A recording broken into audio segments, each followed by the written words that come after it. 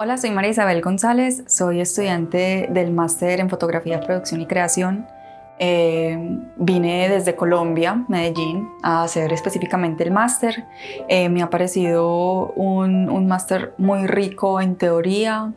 Nos han enseñado bastante acerca de la idea, de las bases teóricas, las bases conceptuales de un proyecto artístico. No es un máster en el que vas a aprender cómo funciona una cámara, cuáles son las leyes de la composición, pero vas a aprender a construir y argumentar conceptos e ideas que tengas. Normalmente en ningún máster o en ninguna estudio nos llevan tan bien en esta parte, entonces es algo que realmente vale muchísimo la pena.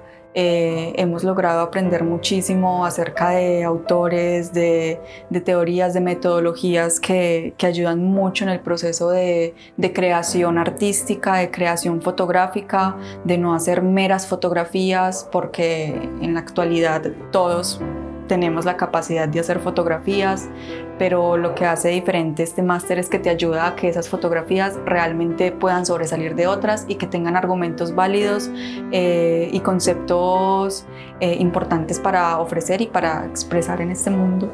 Hola, mi nombre es Lucho Pérez, vengo de Colombia. El máster ha sido maravilloso para mí porque hemos trabajado no tanto la parte técnica de la fotografía, sino la parte teórica. Hemos trabajado la idea y cómo desarrollar proyectos de una manera organizada y cómo estudiar los temas como académicos, antropológicos, filosóficos y todo lo referente a la poética que tenemos que darle a nuestros proyectos. Ha sido una experiencia maravillosa para mí y la recomiendo ampliamente. Hola, me llamo Rafa Andrés, vengo de Gandía, soy fotógrafo y en mis ganas de aprender descubrí esta escuela y el máster en cuestión. Solo deciros que estoy casi finalizándolo. Mi vida, después de casi más de 25 años de fotografía, ha cambiado en el aspecto positivo, por supuesto. Me están preparando, estoy casi preparado para empezar a hacer ya proyectos desde la poética, desde la investigación, desde unos parámetros que hasta ahora había desconocido por no tenerlos en práctica, no haberlos puesto en práctica.